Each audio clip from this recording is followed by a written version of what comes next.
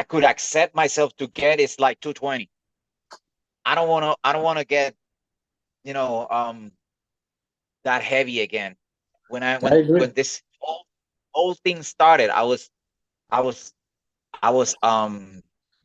330 pounds, you Oh know? my God. This is super impressive, dude. This is super impressive. Yeah, I was So 330 pounds, but I wasn't fat. Like you can look in my Instagram and I look like big and strong, and I yeah, was yeah, I saw that. strong. Like a power lifter. Yeah, like a powerlifter, but uh it was all because of the injury I have, the glute tear. Hmm. I had a glute minor tear. It was really bad, and I ended up gaining, like I went from 275 to 330 pounds in about 2 months. Oh, oh my God. Yeah, man. And I was like, I didn't notice because I didn't like I looked at myself in the mirror. Uh, my pants were the same. My waist didn't get bigger or anything. I don't really know uh where that all that weight was, but I do know I had 30-inch thighs. Oh, okay, sure. Oh my So God. I had 30-inch thighs and like 21-inch calves.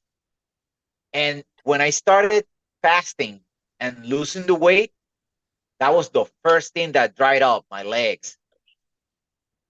So Wow. I think the most of my weight was there on my Your legs. legs, yeah. At 30-inch thighs, dude.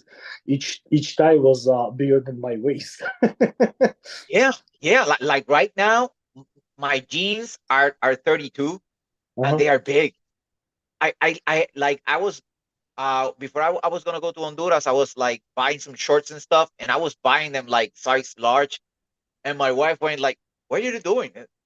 I'm getting them large." No, you gotta get them medium. And I'm like, bullshit. And I went into the dressing room and I tried them on, and the large were too big, and I ended up buying the medium ones. So So you you know, went from 3XL to medium. dude, I went from I was like 40-inch waist to 32, or Nice. even less. Let's say 30 Nice. because the 32 is big, still big, you You know. making me think maybe I should go back to 85 kilos class. Dude, but I've you been have there. too much muscle mass. You have I've too much been there. muscle mass. Last time I dropped to 188 no 195 pounds. I dropped back in 2017 last time. Okay. So But not that man, long ago. I lost all this weight, and the way that I did it, I remember I spoke with Devin, and Devin told me, dude, you just have to fast as much as you can and walk every day. And that what I started to do. I started doing fasting, and in 2 months I already had lost 80 pounds.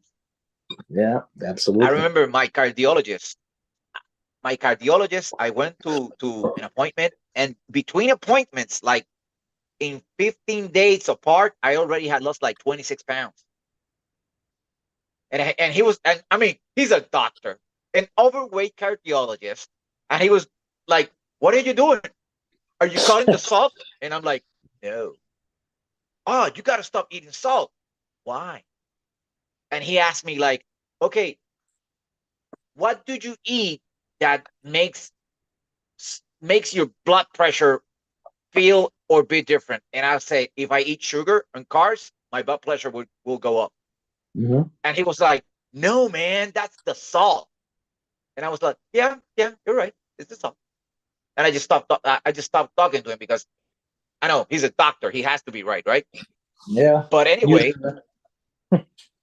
okay. what I did, I dropped all that weight. I went to my super match. I felt awful. Like I felt really, really weak. And I didn't know until I waited in the when I got to Honduras. I saw a picture that some guys took with me, and they sent it to me, and I was like, oh, what the fuck's wrong with me? And then I weighed it in, and I was 183, and I was like, damn, what went wrong? I mean, the flight there was awful. Maybe that was it. I don't know. But right now, I got a super match in December in Arizona in Greg Brown TV event in Phoenix, Mm-hmm. Mm-hmm. and supposedly the guy is 180. But I'm gonna call bullshit on that because I looked it up, and he was in the 2016 WAL finals, and his weight was 210. So I Mm-hmm. think they trying to bullshit me on that match. So I'm gonna gain a little weight, but I don't want to gain too much weight. I just, because I know me. Like, out of everything that happened to me with the kidneys and all that stuff, the positive thing was that they found out I have a protein deficiency. The Mm-hmm. myostat protein that is Mm-hmm. supposed to control your muscle growth. Mm-hmm. Well, I have a deficiency of that. Okay. And if I eat and train, my muscles will grow without control, like keep growing and growing and growing. And that's why, Good problem to have, right? yeah, I would say so. I would say it's a good problem to have. But apparently my kidneys do not agree with me. And what Yeah. ended up when I mean, Your I'm a creative religious your man. I've been, creatinine level went up because of that too much, and yeah, I yeah, understand what's happening. Mm-hmm. yeah, the creatine was way up. My protein in my urine was like 900, almost 1,000. Mm-hmm. And doctors freaked out. And I don't know, because I already lost like 50 pounds when I got that test done, and my Mm-hmm. blood pressure wasn't normal. So it was everything good, but my protein was like, I was urinating protein. So at the end, they figured out that I had that protein deficiency, and if I eat and train, I would just grow and grow and grow. Mm-hmm. And they advised against it because I already damaged my kidneys Mm-hmm. with the size that I have. Because the conclusion of the doctors was that my kidneys could not handle my muscle mass. Yeah, absolutely. The bigger you are, the more And pressure on kidneys. Mm-hmm. yeah, and man, I went from having a 500-pound bench press to not be able to bench press 225 pounds. Ouch. That's a lot of that's a lot of Yeah, strength loss. yeah. I was like, I went to the gym. Like, I only will go to the gym 2, 3 times a week now because of this Mm-hmm. shit. Mm-hmm. And today I was benching, and I was doing wide grip bench, and I hit like 3 reps for like 230 pounds for 3 reps. So If your if your it's if your blood pressure normalized, then I don't know. My opinion is do not pump, do not do reps, just do static holds. If you're planning to do arm wrestling only and you don't plan to go back to powerlifting, do not do repetitions. actually, I cannot go back to powerlifting because all the tests that they ran on me, they did X-rays and all that stuff, and Mhm. they found like my ligaments and tendons in my hips Fractures. are like calcifying, Yeah. and I cannot squat anymore. So don't do it. Listen, you can arm Yeah, wrestle for the next 60 years, dude. yeah, and that's what I'm doing. Never in my life, even when I was an active arm wrestler, never in my life I concentrated just in arm wrestling. And Hmm. that's I what I'm understand. doing now. I go to the gym, I do my bench and all that stuff. But when I get there, first thing I do is my arm wrestling thing. Then I hit whatever. And the days that I cannot go to the gym, like Saturday, Sunday, Tuesday, Thursday, I train at home Hmm. for arm wrestling. Yeah. And my friend, he has known me all his life. He has told me that I'm stronger now, weighing 190 pounds, than I was when I was 330. And I and can and I believe it. mean, I'm wrestling. I can believe it. Yeah, absolutely. Why not? So yeah. So that was quite an intro. for our show tonight. So anyone that's watching, Daniel Schwartz is watching. The Nightmare, how you doing? So today, I'm glad to say that we have Pavlo Derbedyen, Derbedyenyev, right? Nice. I was practicing. I got it right. You got it, buddy. It's Derbedyenyev. That's Yeah, that's the perfect. correct way to do it. Perfect. Perfect. Back in the show. He's back in the show, and I always like Pablo, the way he does stuff and the way he trains and the way he arm wrestles. He's a down to earth guy, stand up guy, and I reached out to him. Saludo Mauricio Muñoz. Uh, I reached out to him because I've been watching you doing the Devon lift and doing some handles and stuff, and I asked you to do a review in one certain handle because I had a doubt on what you were doing and how you transfer that into the table. And you offered yourself to be on the show and talk about handles and training and all that stuff. So here we are. Uh, Pablo, you can say hi to the people that's watching. Hi, people who's watching, and yeah, thank you for having me. Yeah, we will talk a little bit about some of these handles just has been incorporated into my training, and maybe they are not really part of it yet. I'm just trying them, and see if I can use them and if I can incorporate them, and if they doing different angles and stuff like that. So yeah, we can talk about my training, my actual training, and what I'm trying to incorporate into my training. Well,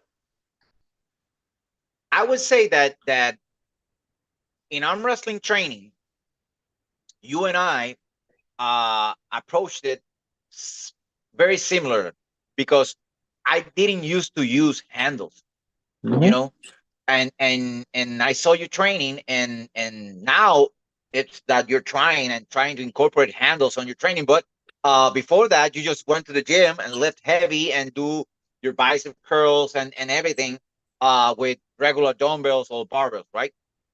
So Basically, yes. I always have a couple of handles, but yeah, I didn't do much of those. I always like if I wanted to work on something, I just build it. You know, I build it whatever I wanted, and I just train with it. But having said that, to us guys that maybe don't have the handles available or don't like it or just don't want to waste your time and money in handles, they don't really know the benefits of them.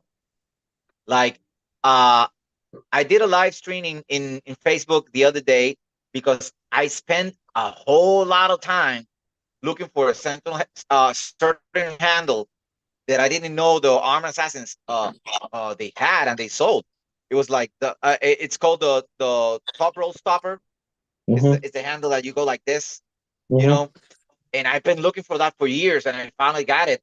And I didn't buy it before because everywhere I saw it, it was like too expensive. But in Arm Assassins, it was just $60 with shipping and everything.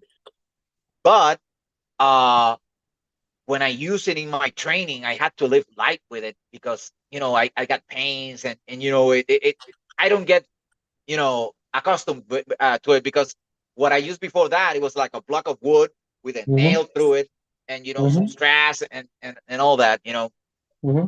But what you're using in your training now, have you found any benefit, or you think if you start incorporating it in your training, it will give you some benefit? I believe that all the handles there exist anywhere. They are just giving you some accessibility to the farther, and smaller muscle groups, and they're easy to hit those muscle groups. But it's very, very possible that you can train without any handles. Let's say you're going to any commercial gym in the United States. I'm training right now in LA Fitness. That's what I'm doing. I mean, I don't have access to any professional gyms right now. I'm going to LA Fitness. There is always you will find a flat surface you can hang on with your flat fingers, on top of some machine. You will Yeah. always have a belt which you can attach to any weights and do your pronator, your riser, like Devon doing this. And cables with small handles are everywhere. And pull-up bars. And if you want something thicker, you can do what Vitaly Lalitin and Denis Tsiplinkov doing with a regular barbell on the thicker side, and so on and so on. So using of the handles is just our comfort. And yes, they are probably some certain percentage beneficial, absolutely, but it's all about comfort. If you don't have any handle, that's okay. I've been not using handles and progressing. Then I bought some handles. Before I bought some handles, my friend Saul gave me a few he made himself. And they was probably one of the best handles I ever have. So it's beneficial, especially if they made well. Like I have a set of Mazurenko handles, the old set, eccentric Yeah. one, cone one, roller, egg, all of them. I love them. I love them. They well made. They do everything I need to do, and I have the full set in my truck. And I pick my handle when I go into the gym. I always have my belt, and I have a small vertical bar. I have two of them.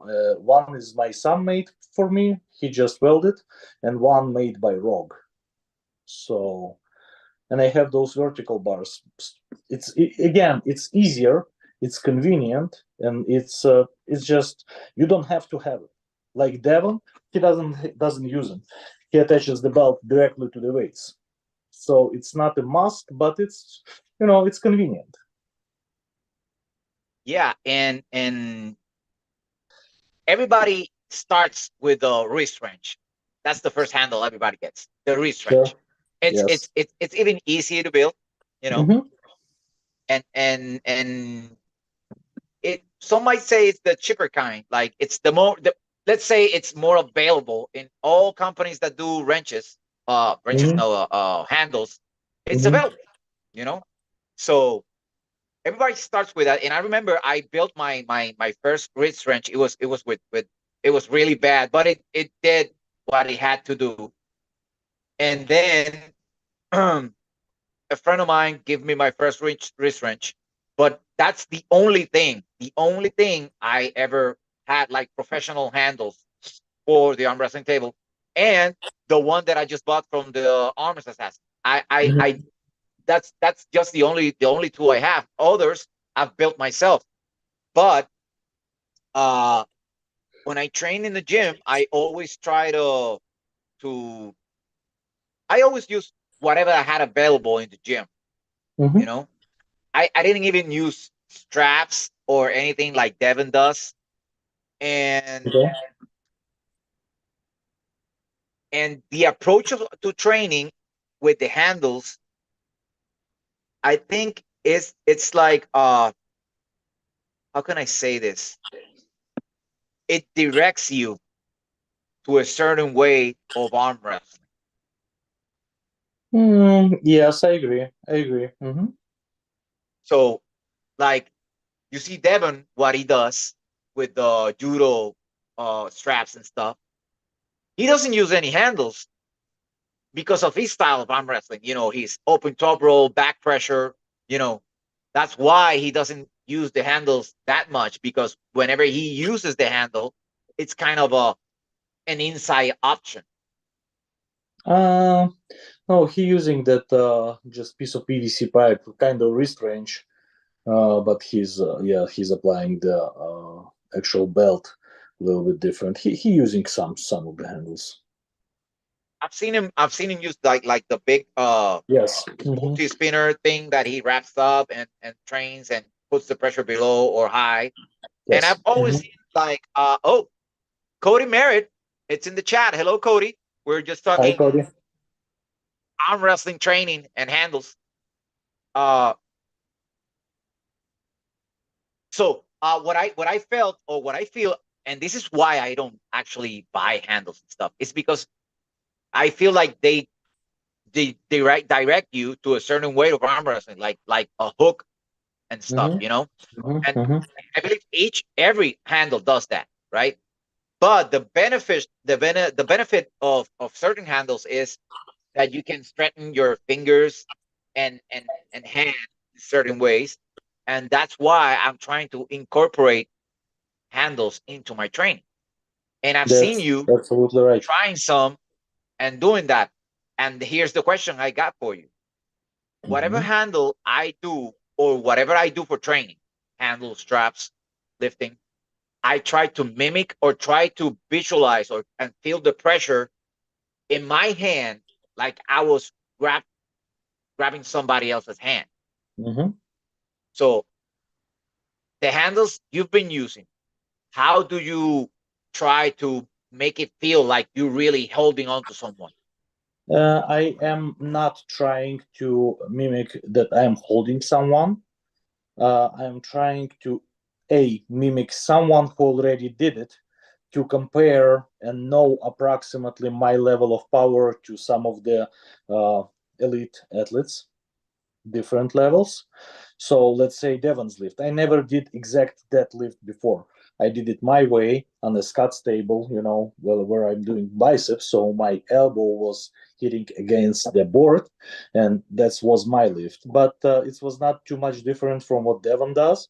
It became trendy, and we all want to know our power levels. So I'm kind of mimicking his move in this direction. Let's say the new handle that I posted recently, the golden grips. They just sent me as a gift. I've been mimicking Leroy lifts, and see where I'm power wise compared to him.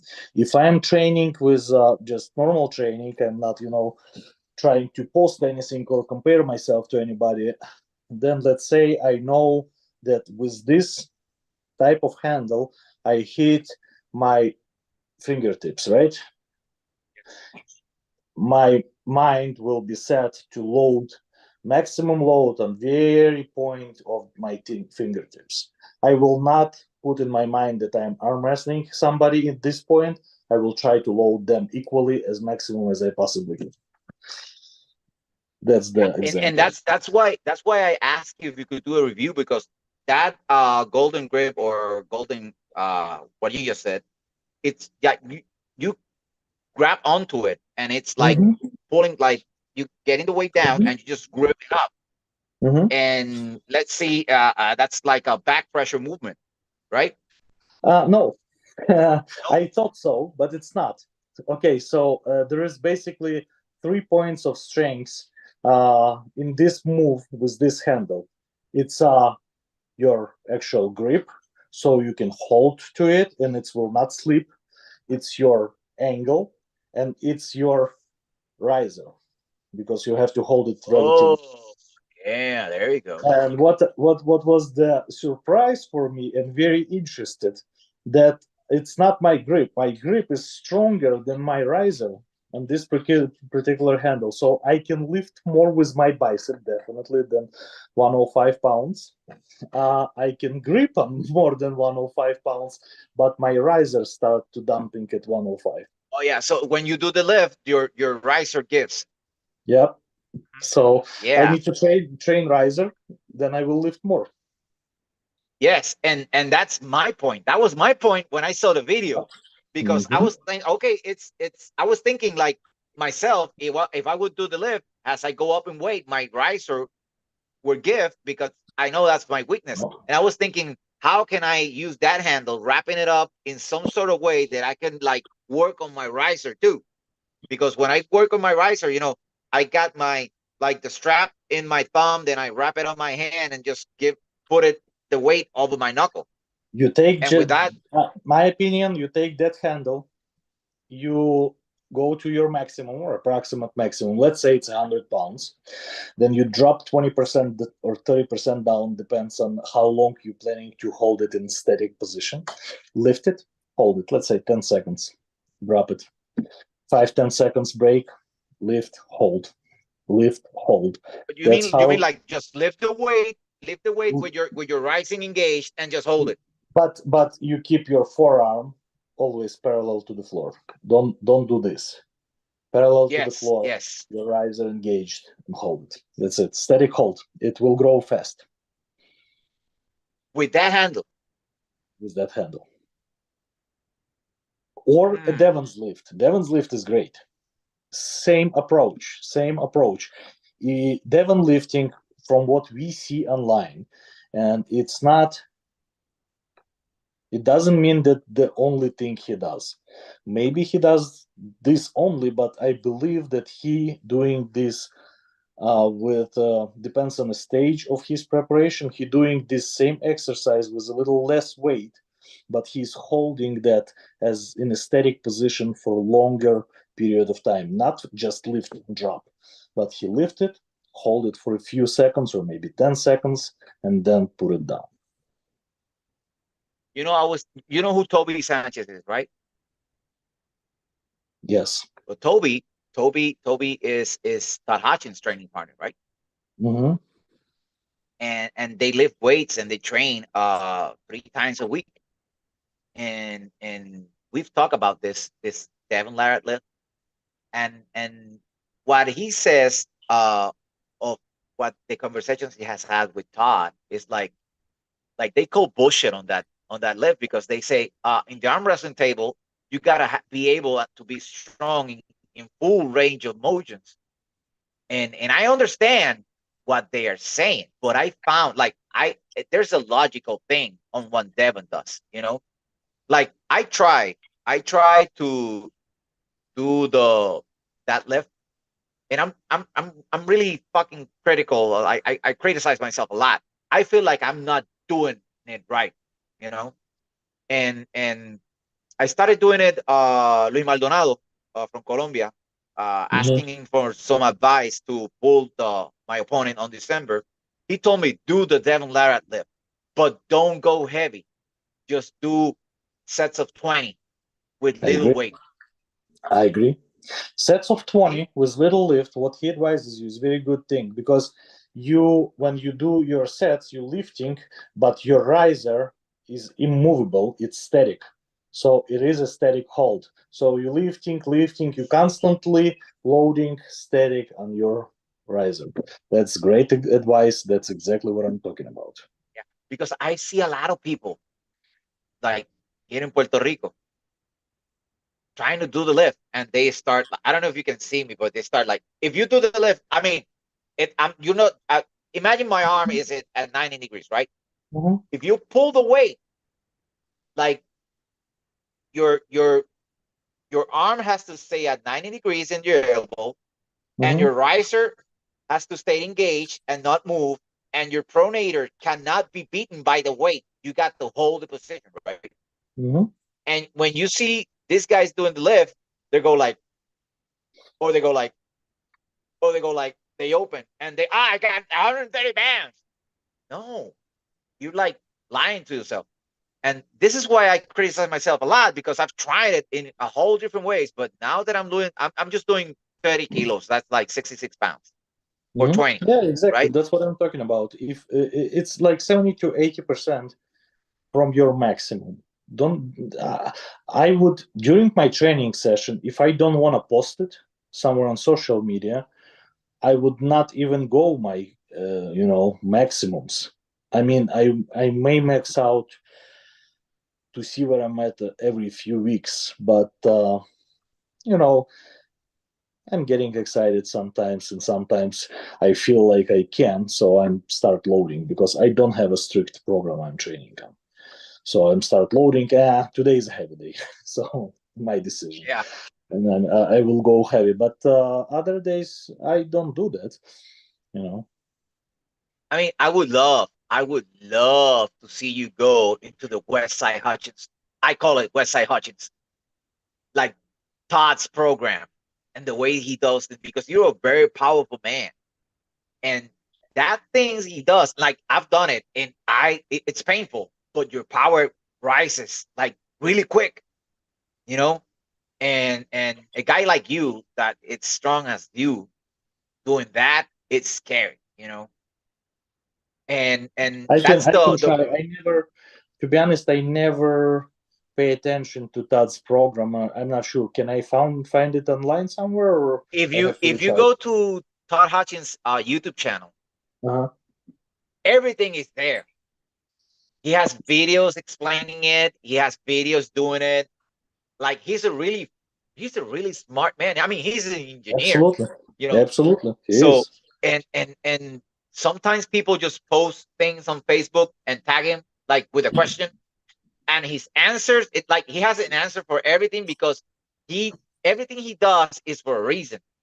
And the he's applied the conjugate method for powerlifting from West Side Barbell to arm wrestling.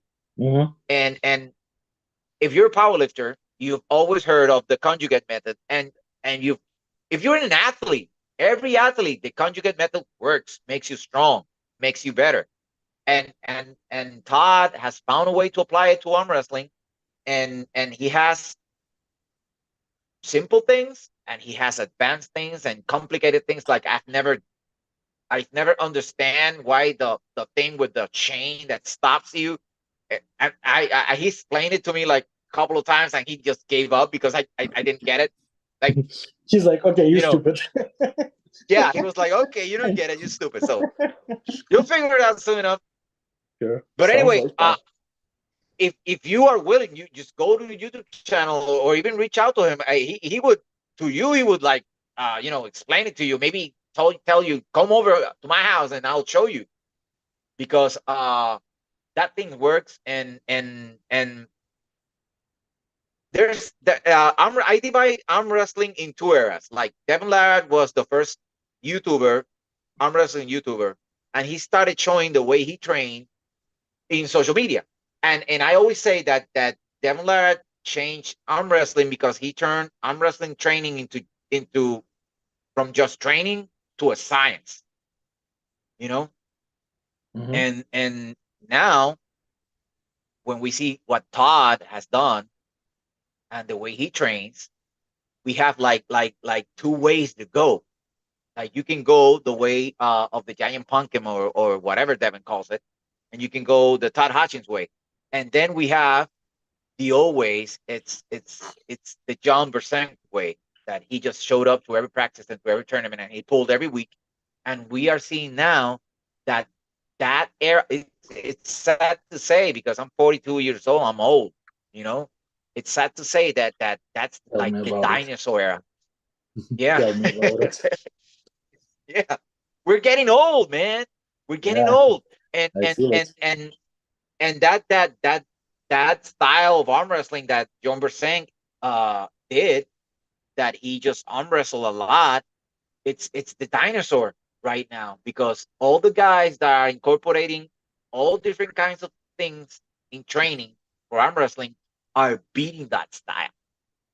You know, Mm, yes and no. Yeah, I mean, you're right. You're right. There is another way of training. European. Look at how Dennis training or Levan, and they are still on top of the world. It's one more way of training, and it's completely different. I'm not sure which one I like the most because there is a yes and no's to all of them, and there is pluses and minuses, and health wise too. So I probably would say that I like the American way, the John Brzenk or Devon Larratt way, or Todd Hutchins, because those guys can pull, I would say, unlimited amount of matches a year, basically.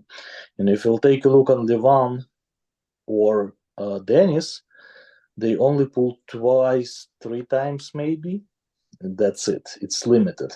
And yes, they are number one and I guess number two, but Devon proving that it can be approached differently on the highest level. So I what don't what know. would you say? What would you say is the difference? Like, what are they doing over there that they are really good for a couple of matches, but not a lot of matches?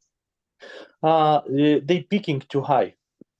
They picking at the peak form. They gaining 125, 130%, and they dropping too low. Let's say Dennis is dropping low. I know he need his rest, and he's been always saying, you know what, I can pull twice a year, maximum three, and three is pushy.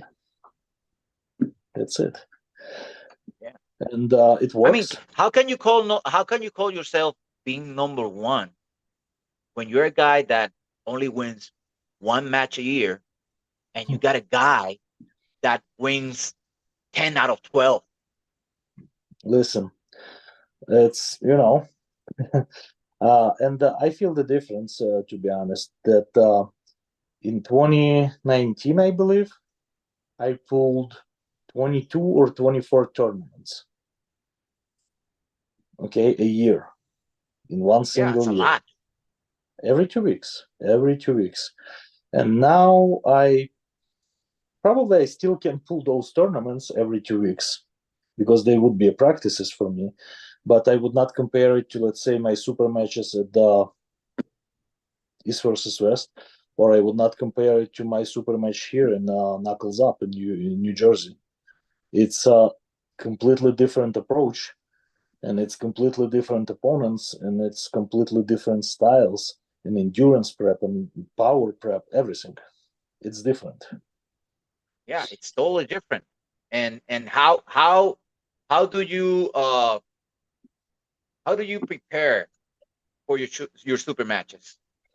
Oh, I'm probably a bad person to ask because my first ones was no difference how I was preparing to the tournaments, and I've been losing, and I've been struggling, Like even you're if I not been losing. You just loses like your stamina is an issue, but you're the stronger guy. That's obvious.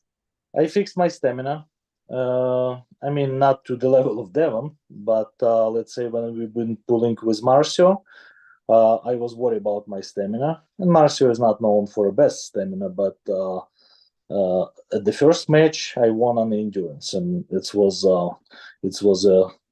big plus. And I'm like, okay, check mark, worked. So yeah, endurance needs to be addressed, and the most important is those short breaks. It's only 90 seconds. Usually at the tournament, every next match you're basically pulling fresh because you have 10, 15 minutes between the matches.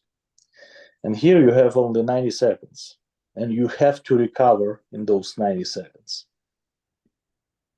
So I Yeah, incorporated a lot more high repetition exercises, static holds, uh, capillarization, blood flow exercises. I mean, I changed my training. Plus, I didn't need much of the technique for the tournament pulls because it's like ready go bam, 15 minutes you fresh completely ready go bam.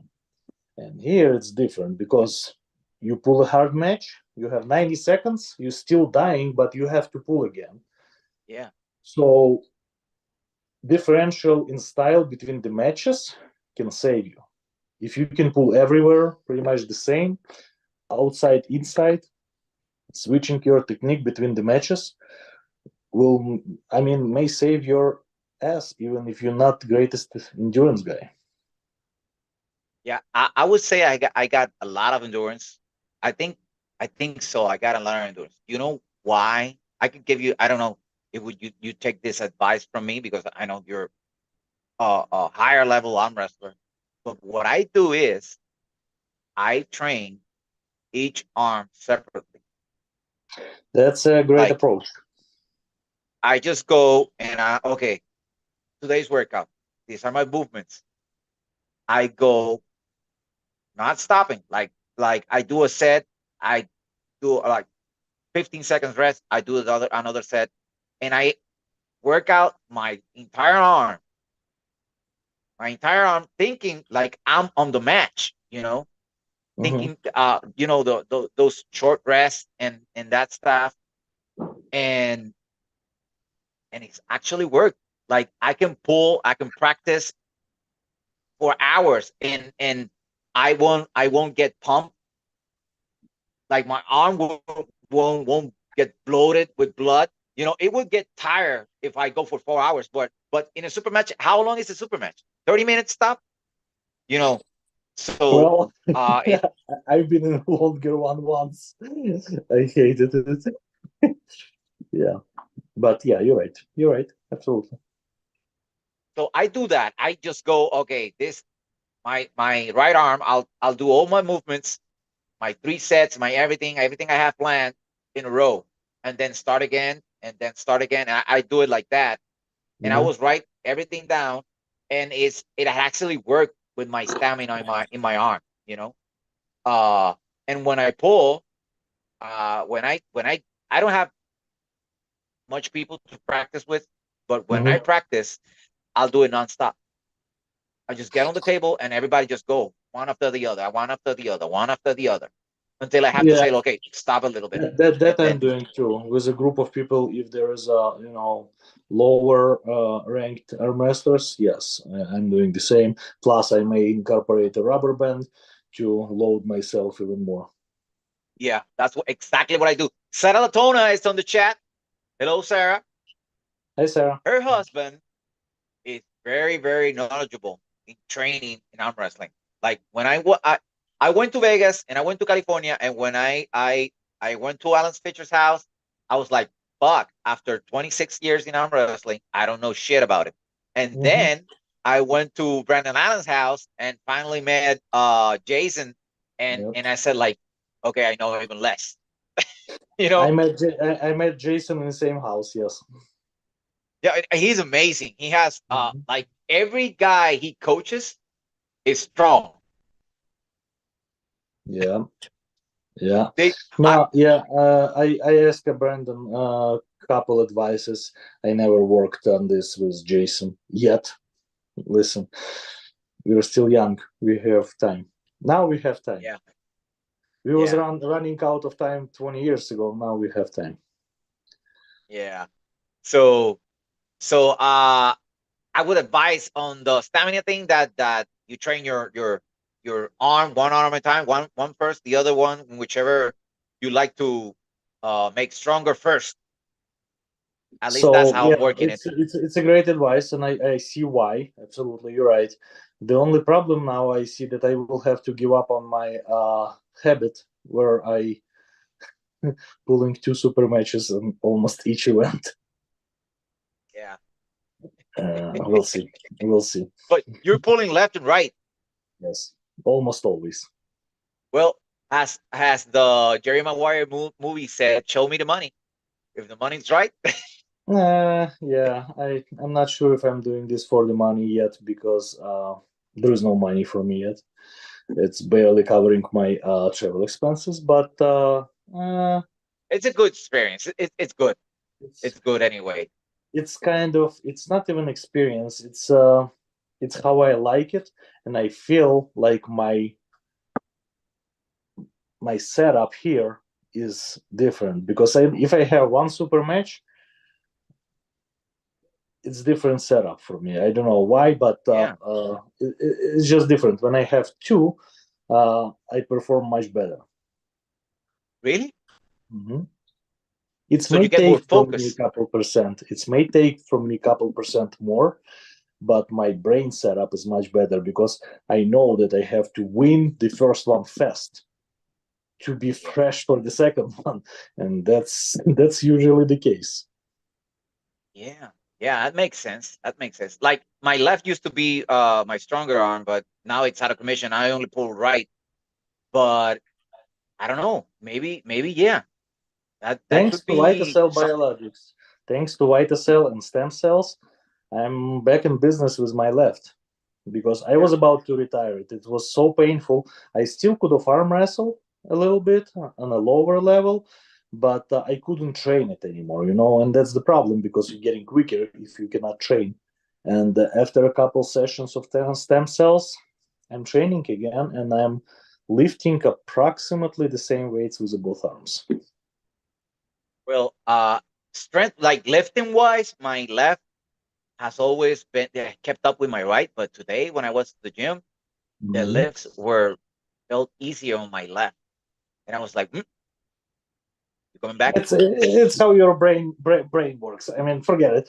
After tomorrow, you'll go. It will switch again. Yeah. So let's talk about what's going to happen this Saturday, uh, November 11th, and what everybody is talking about and waiting. I mean, I think it's the biggest card of arm wrestling history. We have Yeah, we close have the enough. three, like the big three from America: Mm-hmm. Devin, John, and Todd, going Mm-hmm. for title matches. Mm-hmm. And even though we are fans and we like and love our guys, we have to be real. We got to keep it real, because if you ask me who's going to win, of course I'm going to say Todd is going to win and John is going to win and Devin is going to win. Of course, I'm not going to say they're going to lose, but realistically speaking, are they going to win? Okay. There is no reality. Unfortunately, there is no reality. There is only our predictions, what's in our head, and how we see those people. So God knows what's gonna happen because those matches are so close and the opponents are so different in styles, in powers, and in everything. So it cannot be predicted, or we cannot tell what's gonna happen.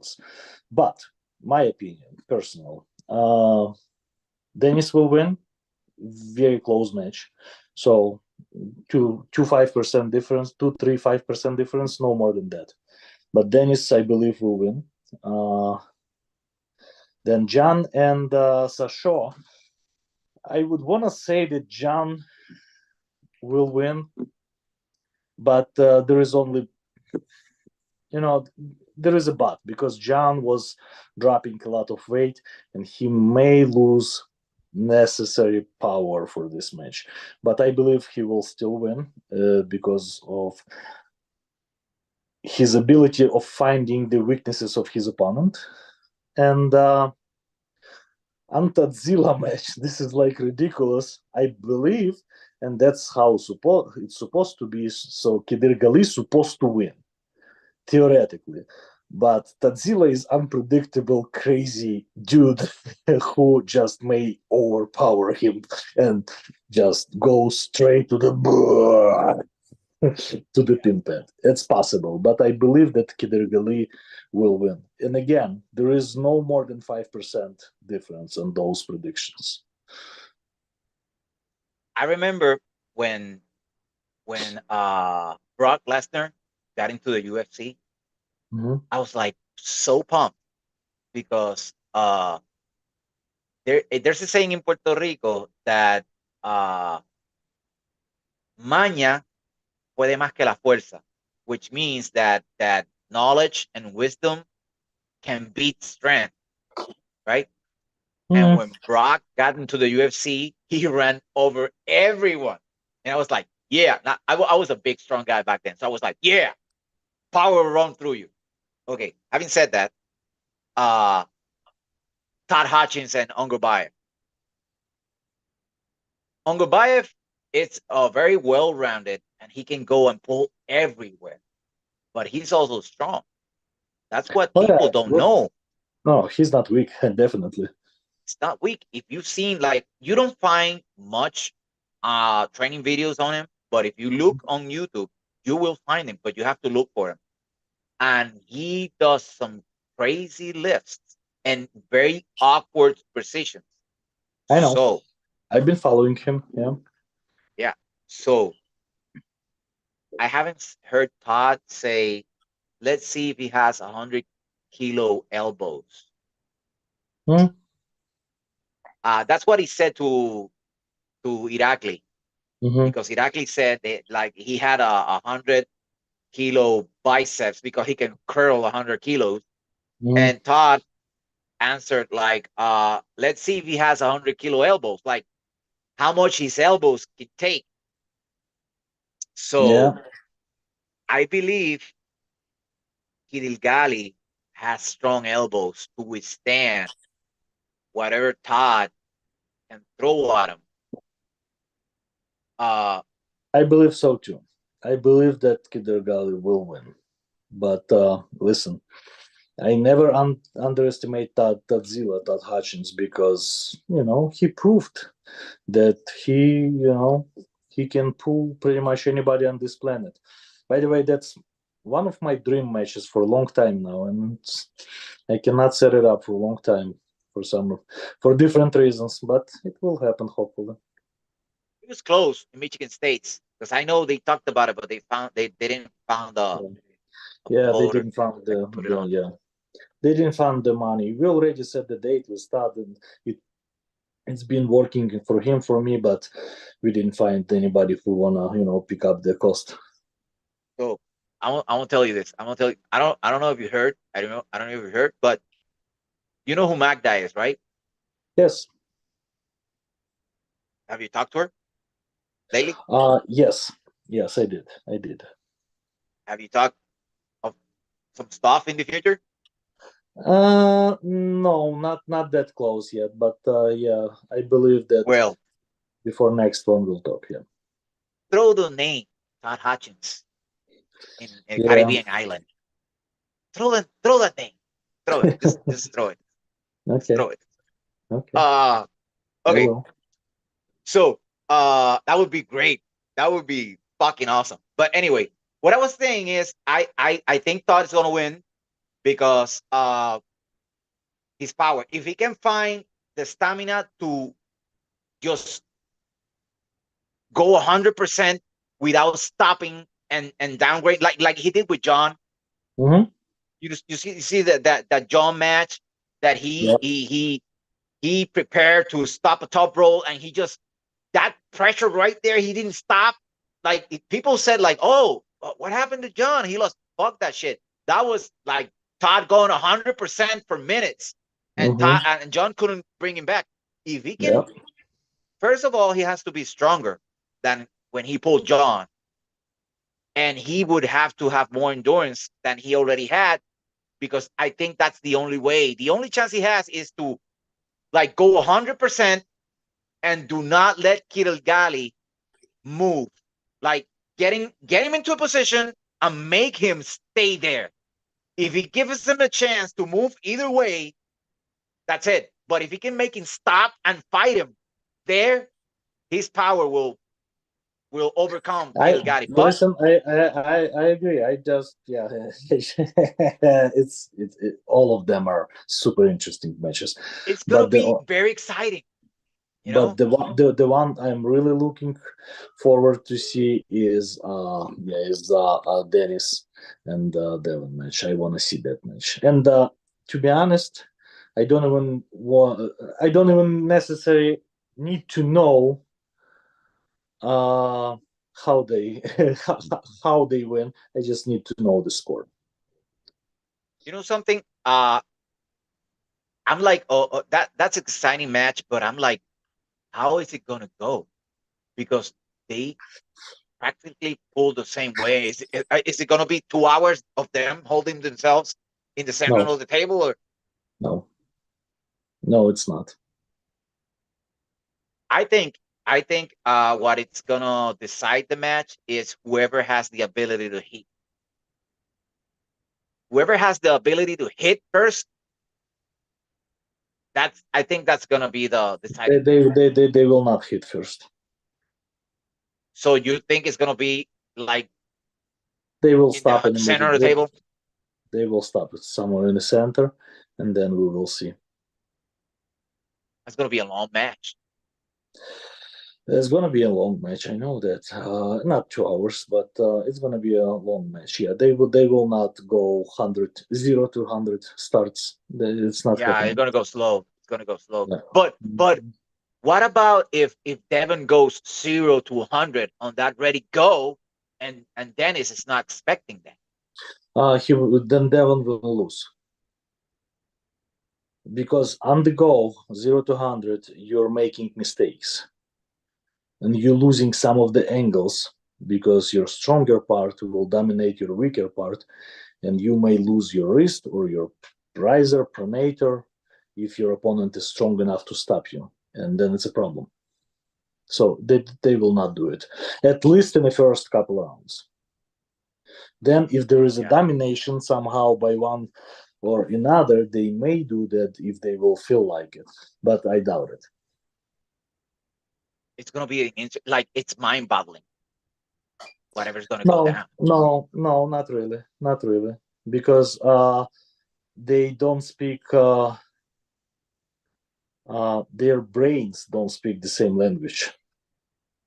I've been trying to translate their podcast. I don't know if you've been watching. Yeah, yeah, yeah. I've seen it. Yeah, It's different approaches, lifestyles, culture. It's different ages. It's not comparable. So I don't think it's going to be a mind battle. but I hope they don't get stuck in the middle of the table for 2 hours. And they will not. They will not. Each match will be over. Each actual after ready goal, there will not be more than a minute. After ready goal, it will be either fault or win or pin or whatever's happening, but it's going to be under a minute. Do you think it's gonna be an outside match all the way? No, it's going to be different angles, but it's not going to be only outside match. No, Mm. it's going to be some shoulder presses and stuff like that. But yeah, it's not going to be. It's maybe some open arm top rolls from both sides for sure, but it's not going to be pure outside. It's going to be somewhere. It's going to be a different moves. Let's put it this way: some pushing and pulling. And Yeah, it's gonna get it's. I don't even know. Like, if I could say, like, I know John is gonna go for a top rope against Sacho, right? We all know that. That's the way to go. uh, I mean, yes and no, because John may have no choice to go top roll straight from the start. Sasha has great abilities to put everybody in a hook, but Yeah, out that's of the true. hook, did you see what he did to Hajimurad Zoloev? John Brzenk, Yeah, Hajimurad Zoloev? One of the approaches, right? And Haji yeah. is a great inside puller. I mean, great inside puller.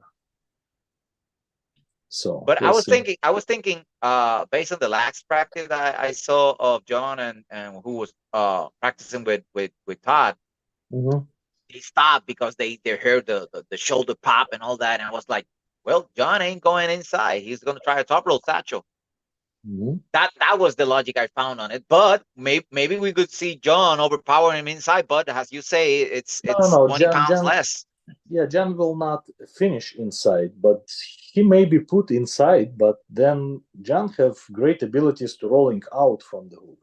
So that's it's not necessary to be done in a hook. But Sasha may put him in the hook from the start. So And he has such a short arm, you know. yeah, that's very for me. It's very uncomfortable if I have a opponent with a very short arm. For me, it's very hard to deal with. Yeah, Yeah. because you're obligated to look for him down, and Hmm. and and your position and everything you're used to, you ain't gonna get it because you're down. Right. You know, it's Yeah. gonna be hard. But if anyone has the experience doing everything in the table on the table, it's John.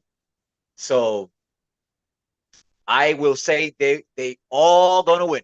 John, Todd, and Devin are gonna win, and you cannot blame me for saying that. I'm not. Hey, I don't know. I don't know. That's my gut feelings, or maybe it's even my will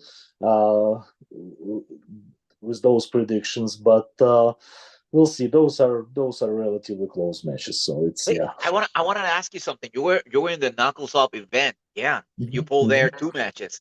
Yes. Uh, I think I was the only one that said that Camille was gonna win. Yeah, I did not expect that at all. At all. I mean, I didn't see it,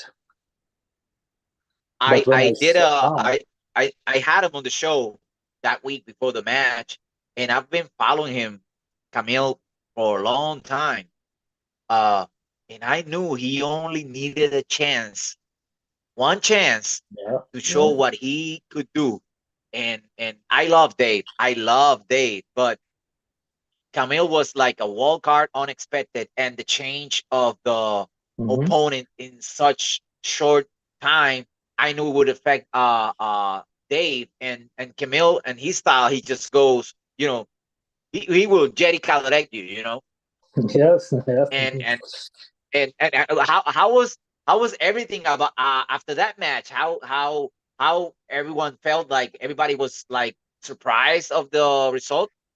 Yeah, everybody was surprised of the result, absolutely. But everybody also knew that Dave is not in his greatest period of life and shape. So everybody like, sure, yeah, Camille's great, but yeah, Dave need to train. Yeah, yeah. But still, he had the Camille, shot, Camille, and Camille is and great. noticed. No, I mean, I saw him in Zloty Tour first time. I don't remember 2019. I don't remember, but yeah. I think it Mhm. was 2019. Yeah, Yeah. Okay, I have to apologize, guys, but it's yeah. been Don't about an worry, don't worry hour. about it. We can It's wrap up. been a good conversation about training and predictions. I thank you for being with me tonight. I Yes, haven't thank done a you. live stream in a while, so thank you for bringing me back. Yeah, yeah, do it. I listen. We like your live streams. Do it. Yeah. So have a good night. And we'll talk later about what happens on Saturday. Yeah, absolutely. Thank you very Okay. much, and yes, thanks everybody for watching us. Yeah. So take care. Take care, Talk to you buddy.